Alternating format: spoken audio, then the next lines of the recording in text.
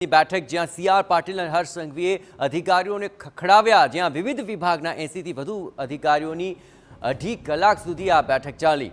વિકાસને કારણે ખાડીપુર આવ્યાનું ચિત્ર સિંચાઈ વિભાગે બતાવ્યું હતું।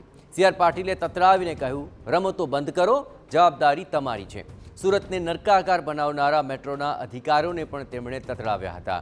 ગૃહ રાજ્યપ્રધાન હર્ષ સંઘવીએ મેટ્રોના અધિકારીઓનો વિસ્તારનો ઉધરો લઈ લીધો। 6 મહિના પહેલેથી બેરિકેડિંગ કરી રસ્તા બંધ કરી દો છો, લાખો લોકોના ધંધા રોજગાર છીનવાઈ જાય છે। કામગીરીના 4 દિવસ પહેલા જ રસ્તો બંધ કરવાનું રાખો। સ્ટેન્ડિંગ કમિટી ચેરમેન રાજન પટેલ, ધારાસભ્ય પૂર્ણેશ મોદી બોલ્યા હતા કે પાલ, ઉમરા અને ભેંસાણમાં આટલા વર્ષોમાં ક્યારેય પાણી નથી ભરાયા। આ વખતે પહેલીવાર મેટ્રોને કારણે પાણી ભરાયા। આ પછી સીઆર પાટીલે કહ્યું કે કામગીરી કરતા પહેલા કોર્પોરેશનની મંજૂરી લો। ધારાસભ્ય દ્વારા પણ અલગ અલગ મુદ્દાઓ પર રજૂઆત કરવામાં આવી હતી। તો ચોક્કસપણે આ બેઠકની અંદર પાણી શા માટે ભરાયા તેના કારણો રજૂ કરાયા હશે, પરંતુ એ કારણોને લઈને પણ પહેલેથી કોર્પોરેશનની મંજૂરી લેવાઈ હતી કે કેમ, અને આ પ્રકારની સમસ્યા સર્જાય તો તેના માટે પહેલેથી આગોતરું આયોજન કેમ ન કરાયું, આ સવાલો ચોક્કસપણે ઉઠ્યા। પણ તેને લઈને સીઆર પાટીલ અને હર્ષ સંઘવીએ અધિકારીઓને તતરાવ્યા હતા અને સ્પષ્ટપણે કહ્યું હતું કે મેટ્રોના કામકાજને લઈને 6 મહિનાથી આ રસ્તાઓ બ્લોક કરવામાં આવે છે, જેને કારણે લોકોના ધંધા રોજગાર પર તેની સીધી અસર પડે છે। જ્યારે કામગીરી કરવાની હોય તેના 3-4 દિવસ પહેલાં બેરિકેડિંગ કરી શકાય, પરંતુ અગાઉ આ પ્રકારના બેરિકેડિંગ એ ઘણા જ તકલીફદાયક હોય છે, લોકોના ધંધા રોજગાર પર અસર કરતા હોય છે। તો આ સુરતને નરકાગાર બનાવનાર અધિકારીઓના પોતાના જે તમામ રજૂઆતોના દાવા હતા તેને લઈને આ બેઠકની અંદર સીઆર પાટીલ અને હર્ષ સંઘવીએ અધિકારીઓને ખખડાવ્યા હતા અને 80 થી વધુ અધિકારીઓની 2.5 કલાક સુધી આ બેઠક ચાલી, કે જેમાં સુરતની અંદર ખાડીપુર અને અલગ અલગ જગ્યાઓ પર જે પાણી ભરાયા હતા તેને લઈને ચર્ચા વિચારણા કરાઈ। સ્પષ્ટપણે આ અંગે સીઆર પાટીલ અને હર્ષ સંઘવીએ અધિકારીઓ પાસેથી જવાબો માંગ્યા। કામગીરીના 4 દિવસ પહેલાં જ કેમ બેરિકેડિંગ કરવામાં નથી આવતું, ખાડીપુરને લઈને હાઈ લેવલની જે બેઠક મળી તેની અંદર પણ વિવિધ ચર્ચાઓ કરવામાં આવી। વધુ વિગતે વાત કરવા જોડાઈ રહ્યા છે ટીવી 9 સંવાદદાતા બલદેવ સુથાર। બલદેવ, 80 થી વધુ અધિકારીઓ સાથેની આ બેઠક રહી, ચોક્કસપણે તેમાંથી કોઈક તો નિષ્કર્ષ નીકળ્યો હશે કે જેને કારણે આ પાણીની સમસ્યાને લઈને કોઈ નિરાકરણ સામે આવે। બલદેવ, જે રીતે સુરતની અંદર ખાડીપુરની સ્થિતિ સર્જાતી હોય છે તેને ધ્યાનમાં રાખીને એક ઉચ્ચ સ્તરીય જે બેઠકનું જે આયોજન ગઈકાલે સુરત સર્કિટ હાઉસ ખાતે કરવામાં આવ્યું હતું, જેની અંદર કેન્દ્રીય જે મંત્રી જળશક્તિ મંત્રી છે સીઆર પાટીલ અને જે ગુજરાત રાજ્યના ગૃહમંત્રીની અધ્યક્ષતાની અંદર આજે બેઠક કરવામાં આવી હતી। તેની અંદર સુરત મહાનગરપાલિકાના અધિકારીઓ, ડ્રેનેજ વિભાગના અધિકારીઓ, સુરત જિલ્લા કલેક્ટરના તમામ જે અધિકારીઓ હતા તે હાજર રહ્યા હતા। જે રીતે માહિતી મળી રહી છે તે પ્રમાણે સીઆર પાટીલે અને જે હર્ષ સંઘવી દ્વારા ક્યાંક ને ક્યાંક અધિકારીઓને ખખડાવ્યા હોવાની જે વાત સામે આવી રહી છે, કારણ કે અલગ અલગ વિભાગના 80 થી વધુ અધિકારીઓ હતા તે હાજર હતા અને 2.5 કલાક સુધી આજે બેઠક ચાલી હતી।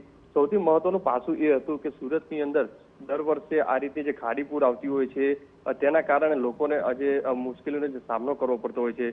તો આજે સુરતના કયા કારણોસર આ ખાડીપુર આવે છે, કારણ કે છેલ્લા 4-5 વર્ષથી આ રીતની સ્થિતિ સર્જાય છે, પહેલા કેમ આ સ્થિતિ નથી સર્જાતી, એટલે તમામ પાસાઓ જે અલગ અલગ જે તપાસવા માટેનું જે સૂચન કરવામાં આવ્યું છે અને સાથે સાથે જે પ્રદેશ અધ્યક્ષ છે એક કલેક્ટરની અધ્યક્ષતામાં એક કમિટીની જે રચના કરવામાં આવી છે અને આવનારા સમયની અંદર આજે સર્વે કરવામાં આવશે કે કયા કારણોસર આ ખાડીપુર આવે છે। અને સાથે સાથે એ પણ આજે એક બેઠકની અંદર એ સ્વીકારવામાં આવ્યું છે કે ખાડીની આજુબાજુ મોટા પ્રમાણમાં ગેરકાયદેસર જે દબાણ કરવામાં આવ્યું છે અને સાથે સાથે જે ઝીંગા તળાવ છે તે ઝીંગા તળાવો પણ મોટા પ્રમાણમાં છે તે અવરોધરૂપ થઈ રહ્યા છે।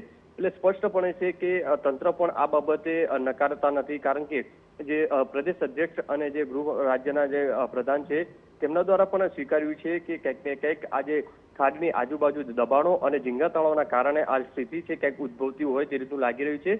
અને મહાનગરપાલિકા દ્વારા જે ચોક્કસપણે જે ડ્રેજિંગની જે કામગીરી થવી જોઈએ તે ડ્રેજિંગની કામગીરી છે તે કરવામાં નથી આવી।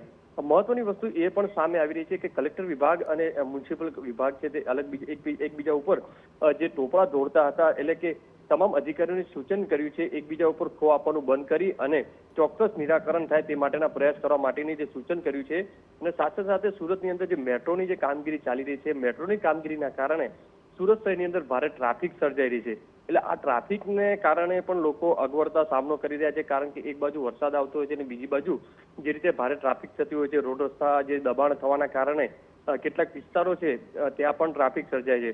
તો જે મેટ્રોના અધિકારીઓ છે તેમને પણ સૂચના આપી છે કે જ્યારે પણ રોડ ઉપર દબાણ કરવામાં આવે અથવા તો બેરિકેડ જે મૂકવામાં આવે તો મહાનગરપાલિકાની સૌપ્રથમ જ્યારે પરમિશન લેવાની રહેશે, કારણ કે જે મેટ્રોના અધિકારીઓ છે ક્યાંક ને ક્યાંક મહાનગરપાલિકાના સત્તાધીશોને અધિકારીઓને ગાંઠતા ન હોવાનું આજે વાત ઉપરથી સ્પષ્ટ લાગી રહ્યું છે. જી બિલકુલ બલદેવ, તમામ ગતિવિધિઓ પર આપ નજર રાખતા રહેજો. હવે ઉધડો લઈ લીધો, અધિકારીઓને તતરાવી લીધા, પરંતુ તેની અસર આગામી દિવસોમાં કામગીરીમાં દેખાય છે કે કેમ તે જોવું રહ્યું.